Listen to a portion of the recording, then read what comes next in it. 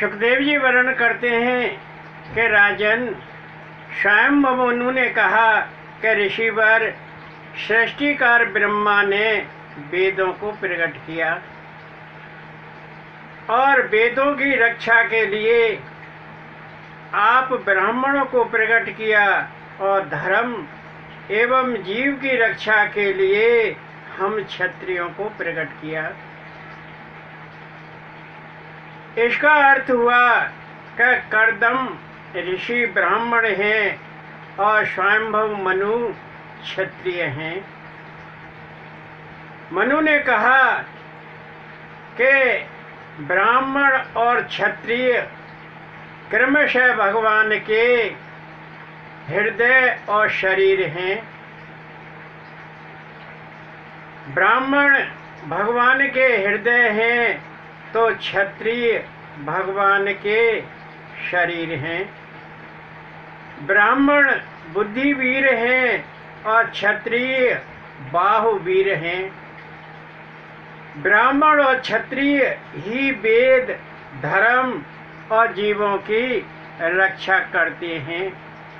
ब्राह्मण अपनी बुद्धि के द्वारा और क्षत्रिय अपने बाहुबल के द्वारा। ब्रह्मा ने भुजाओं से हम क्षत्रियों को उत्पन्न किया है। मैं अपनी कन्या का कन्यादान करना चाहता हूँ। ऋषिवर, आप प्रसन्न होकर स्वीकार कीजिए और मुझ पर अनुग्रह कीजिए।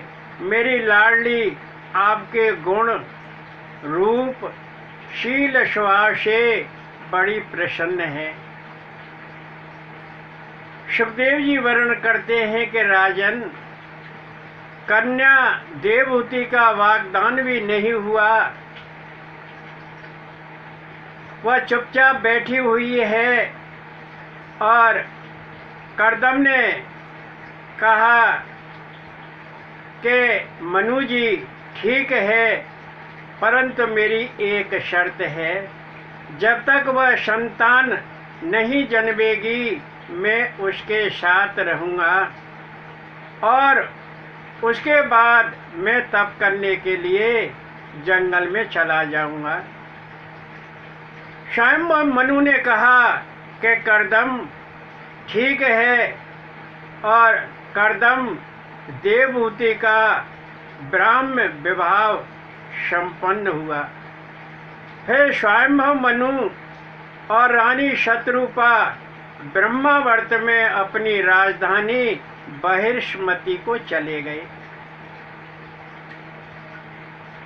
सुखदेव जी वर्णन करते हैं कि राजन, बहिष्मति क्या है,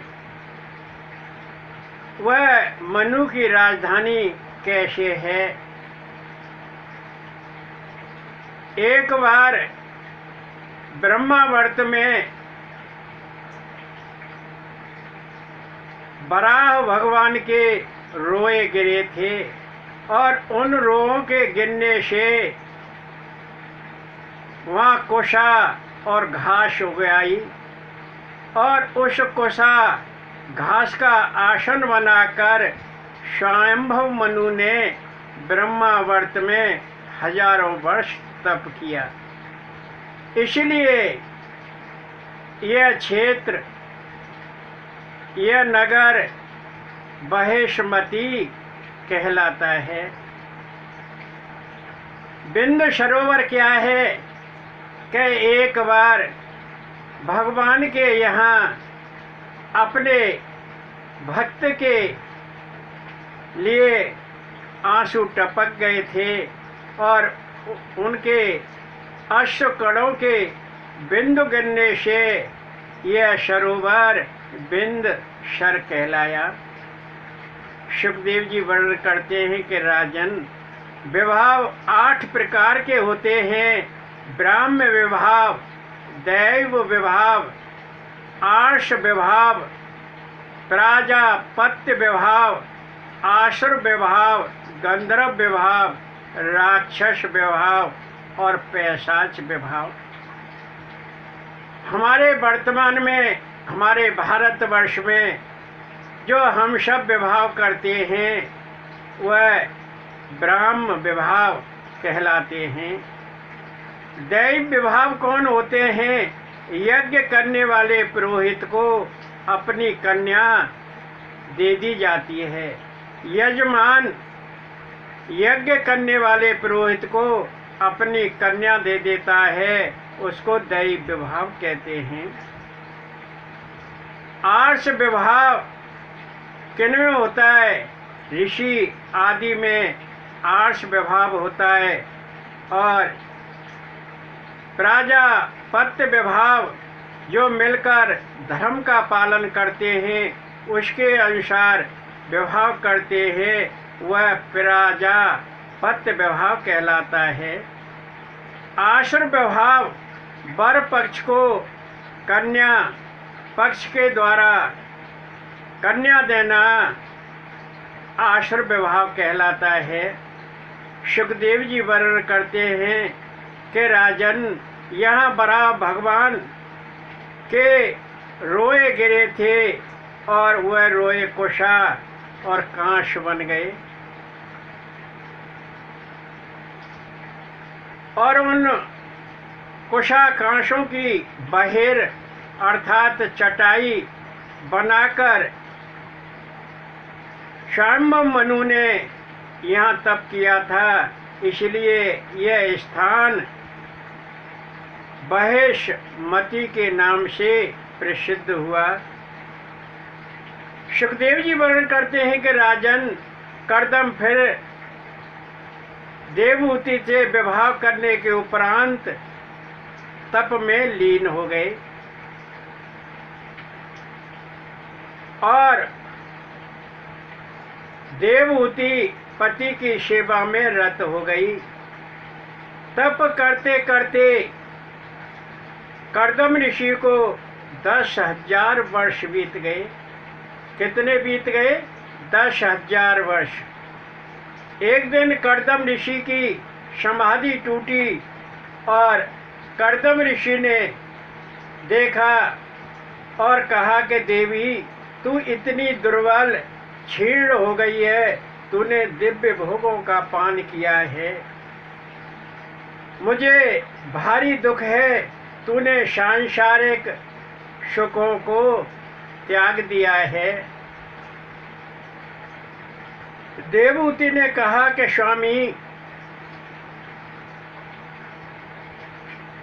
शादी होने के बाद आप तुरंत तप में लीन हो गए और मैं आपकी सेवा करती रहती। मैंने इस संसार को छोड़ दिया, आपके साथ सेवा करती रहती। और देवहूति ने कहा कि स्वामी, विवाह के हजारों वर्ष यूं ही बीत गए, तुम्हें विवाह की प्रतिज्ञा याद है न? देवहूति ने कहा कि विवाह के हजारों वर्ष यूं ही बीत गए। इसका अर्थ क्या हुआ कि देवहूति का विवाह हुआ, विवाह होते ही पतिदेव कर्दम तप में लीन हो गए और देवहूति का जो दाम्पत्यमय जीवन है वो कर्दम ऋषि अर्थात अपने पति की सेवा में निकल गया। कोई दाम्पत्य जीवन का संसर्ग में सुख प्राप्त नहीं किया।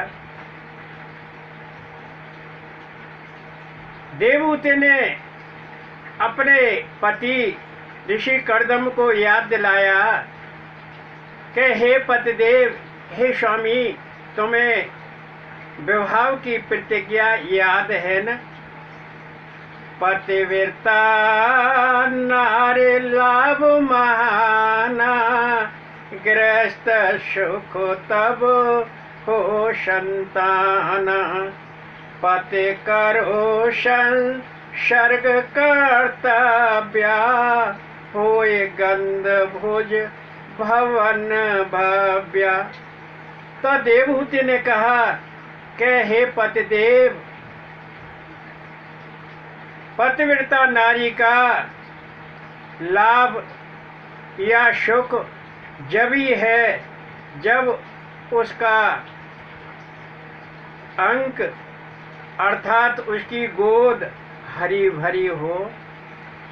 गृहस्थ जीवन में नारी को तभी सुख प्राप्त होता है जब उसकी गोद हरी भरी हो। और देवहूति ने कहा कि हे स्वामी, आप संतान हेतु परम पुनीत संसर्गमय कर्तव्य कीजिए, और हाँ, उसके लिए एक सुगंधित वातावरण हो, अच्छे अच्छे भोज्य हों और एक सुंदर महल हो।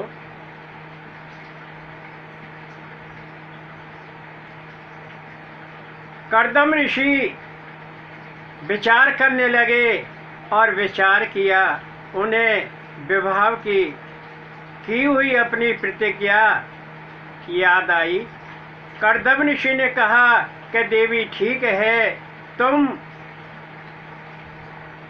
उस बिंदु सरोवर में स्नान करके आओ, तब तक मैं एक दिव्य महल तैयार करता हूँ।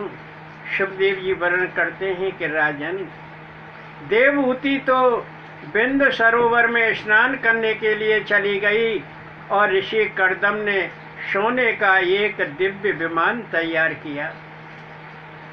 इतना सुंदर था कि वह बड़ा अद्भुत महल के समान था।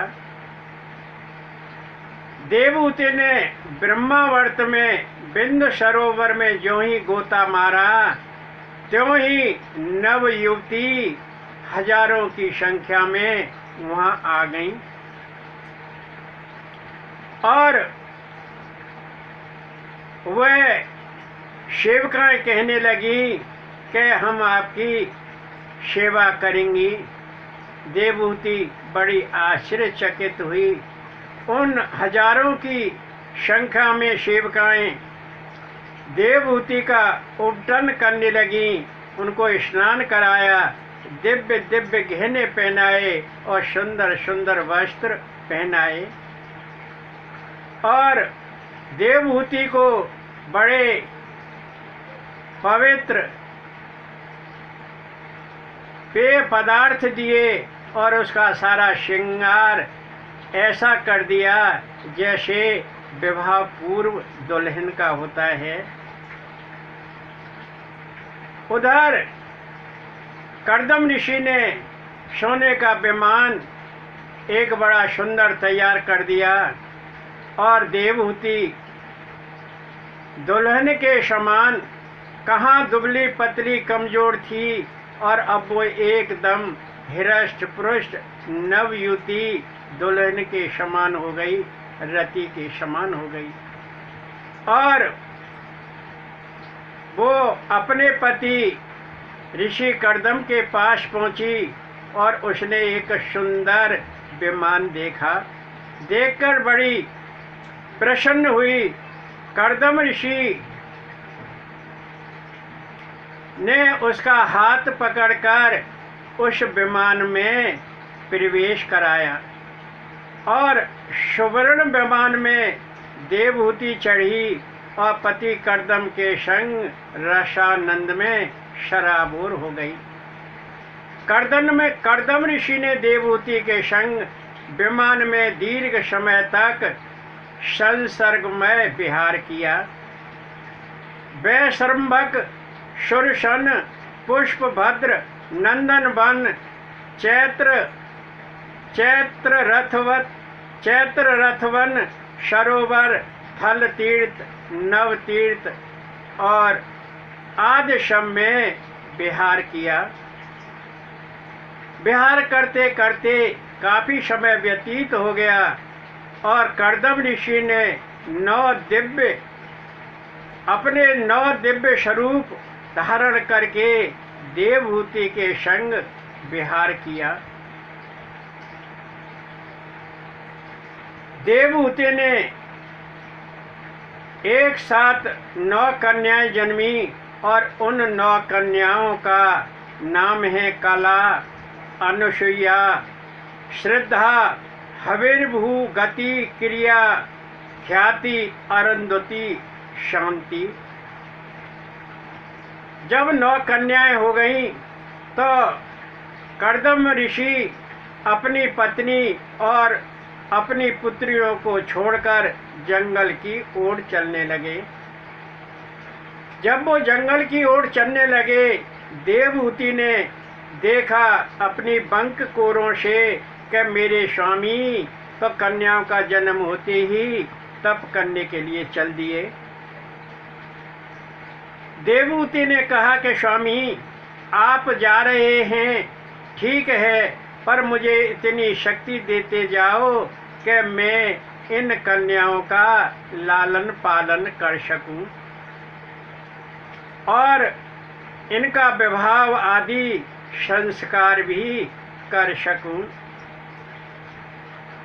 अश्रु रोक व्याकुल सी भोली, पूर्ण प्रतिज्ञा मुनि में भोली, शरणागत देव अवैदाना, कन्यावर ढूंढ में निदाना। देवहूति ने कहा, बड़ी व्याकुल होकर आंसू बहाकर बोली कि स्वामी, आपकी प्रतिज्ञा तो पूर्ण हो गई, मैं बड़ी भोली हूँ, मैं आपकी शरणागत हूँ और आप मुझे इतना तो अभयदान देते जाओ कि मैं इन कन्याओं का लालन पालन करती रहूं और इनके लिए अंत में वर ढूंढूं, इनका विवाह कर दूं। और देवहूति ने कहा कि कोशोक दूर करे मम, शबन गमन के बाद, कोशोक दूर करे मम, सबन गमन के बाद, तुम सापत फिर हरे ठगी, मोह बंध में लाद। देवहूति ने कहा कि स्वामी, आप तो वन को जा रहे हैं ठीक है, आपके वन जाने के बाद मेरा शोक दूर कौन करेगा। मुझे खुशी है, मैं प्रसन्न हूँ कि तुम जैसा पति मुझे मिला, परंतु हे स्वामी, भगवान ने मुझे फिर ठग लिया, मुझे मोह बंधन में डाल दिया, मैं पुत्रियों के मोह में फंस गई। सुखदेव जी वर्णन करते हैं कि जब देवहूति ने कहा कि हे स्वामी, आपके वन गमन के बाद मेरा शोक दूर कौन करेगा, मैं इस मोह बंधन में फंस गई हूँ, भगवान ने मुझे ठग लिया है। तो कर्दम रुके और कर्दम ऋषि को भगवान का स्मरण हुआ।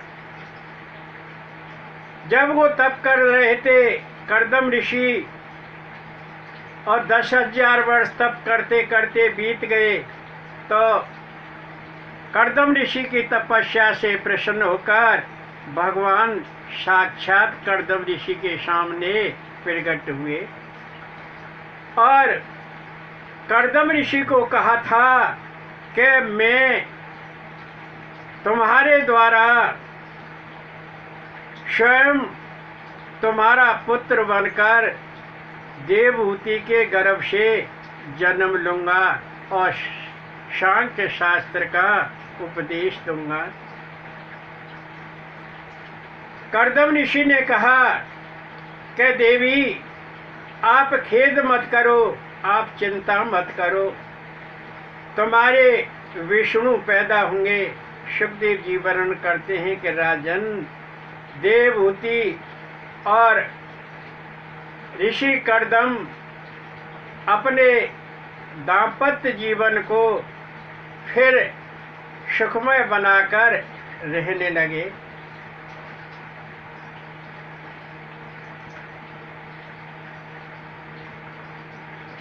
वृंदावन को कै मोर, ओ मोर, गोकुल में शोर भयो भारी। वृंदावन को कै मोर, ओ मोर, गोकुल में शोर भयो भारी। उड़ मोरनी पाते में बैठी, उड़ मोरनी पाते में बैठी, और बैठी पंख मरोर, मरोर, गोकुल में शोर भयो भारी। वृंदावन को कै मोर, ओ मोर, गोकुल में शोर भयो भारी। छम छम नृत्य करत भारी, छम छम नृत्य करत भारी। जट को उठा मन मोर, मन मोर, गोकुल में शोर भयो भारी। वृंदावन को कै मोर, ओ मोर, गोकुल में शोर भयो भारी। टप टप पेंच गिरत धरती पे, टप टप पेंच गिरत धरती पे। और बीने नंद किशोर, किशोर, गोकुल में शोर भयो भारी। वृंदावन को कै मोर, ओ मोर, गोकुल में शोर भयो भारी। उन पे चन को मुकुट बनायो, उन पे चन को मुकुट बनायो। जाय पहने नवल किशोर, किशोर, गोकुल में शोर भयो भारी। वृंदावन को कै मोर, ओ मोर, गोकुल में शोर भयो भारी। सुखदेव जी वर्णन करते हैं कि राजन, समय अंतराल के बाद देवहूति ने एक सलोने पुत्र को जन्म दिया। भगवान ने स्वयं अंश रूप में जन्म पाया और उस पुत्र का नाम रखा कपिल। ब्रह्मा ने ऋषियों के साथ आकर कपिल भगवान के दर्शन किए। उनके साथ में शनक आदि ऋषि आए और सबने भगवान के दर्शन किए। ब्रह्मा जी ने कहा कि ऋषि कर्दम, मेरे साथ ये मुनि आए हुए हैं, ऐसा करो कि इन कन्याओं का विवाह इन ऋषियों के साथ कर दीजिए, आपका कल्याण होगा और इन कन्याओं का भी कल्याण होगा। सुखदेव जी वर्णन करते हैं कि राजन, कर्दम ने अपनी 9 पुत्रियों का विवाह उन ऋषियों के साथ किया। वह ऋषि कौन थे और किस किस के साथ किस किस कन्या का विवाह हुआ था? मरीच ऋषि के साथ कला का विवाह हुआ, अत्रि के संग अनुसुईया का विवाह हुआ, अंगिरा के संग श्रद्धा का विवाह हुआ और पुलस्त के संग हविर्भू का विवाह हुआ। पुलह के साथ गति का विवाह हुआ, क्रतु ऋषि के संग क्रिया का विभाव हुआ और भृगु ऋषि के संग ख्याति का विभाव हुआ। वशिष्ठ के संग अरुंधति का विभाव हुआ और अथर्व ऋषि के संग शांति का विभाव हुआ। सुखदेव जी वर्णन करते हैं कि राजन, अपनी 9 पुत्रियों का विवाह करने के बाद कर्दम ऋषि ने बाल रूप कपिल भगवान के दर्शन किए, उन्हें प्रणाम किया और कहा कि हे भगवान, आप मेरे पुत्र रूप में जन्मे हैं। आप ही श्री यश, ऐश्वर्य, वीर्य, ज्ञान और वैराग्य से परिपूर्ण हैं। अर्थ हुआ कि आप में श्री यश, ऐश्वर्य, वीर्य, ज्ञान और वैराग्य, ये 6 चीजें समग्र रूप से विद्यमान हैं। और भगवान आप ही अनंत हैं, आप ही अव्यक्त हैं, आप ही इस सृष्टि के सृजक, पालक और संहारक हैं। मैं संन्यास हेतु आपसे आज्ञा चाहता हूँ।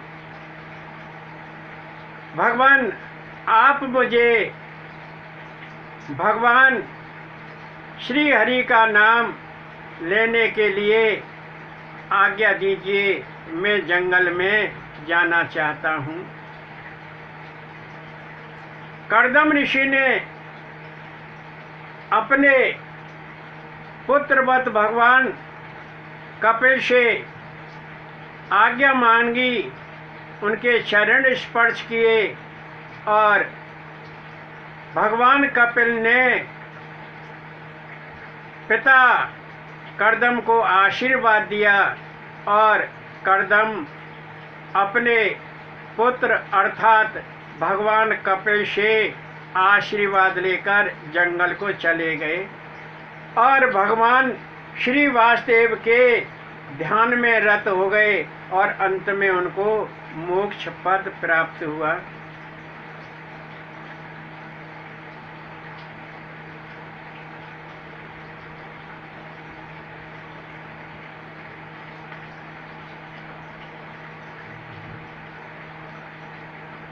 गोवर्धन गिरधारी मुरारी शुद्ध लेना हमारी।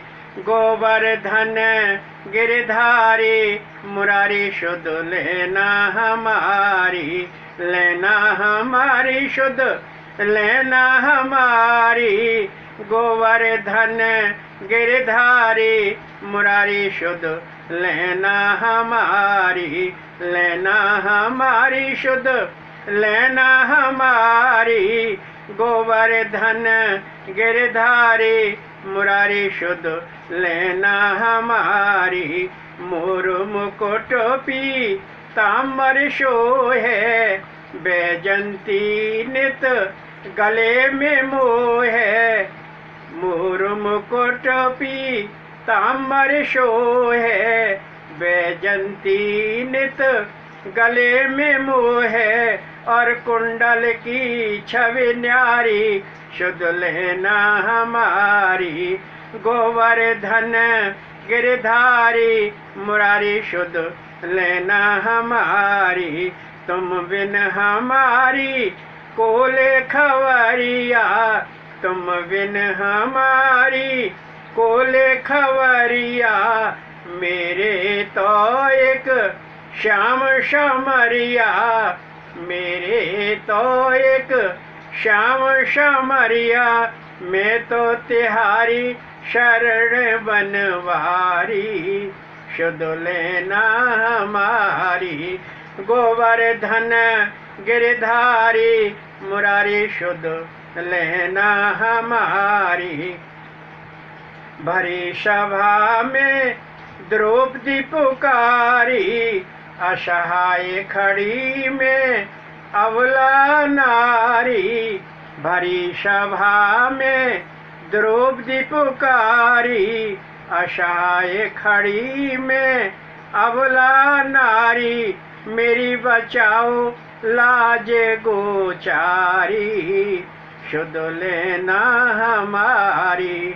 गोवर्धन गिरधारी मुरारी, शुद्ध लेना हमारी। गज ध्रुवल्या शबरी मीरा, गज ध्रुवल्या शबरी मीरा, बलि प्रहलाद नरसी तार भवतीरा, बलि प्रहलाद नरसी तार भवतीरा। धर्म धरा संतन के हितकारी, शुद्ध लेना हमारी। गोवर्धन गिरधारी मुरारी, शुद्ध लेना हमारी, लेना हमारी, शुद्ध लेना हमारी, लेना हमारी, शुद्ध लेना हमारी। गोवर्धन गिरधारी मुरारी, शुद्ध लेना हमारी। जय श्री कृष्ण। राधे राधे। जय श्री कृष्ण।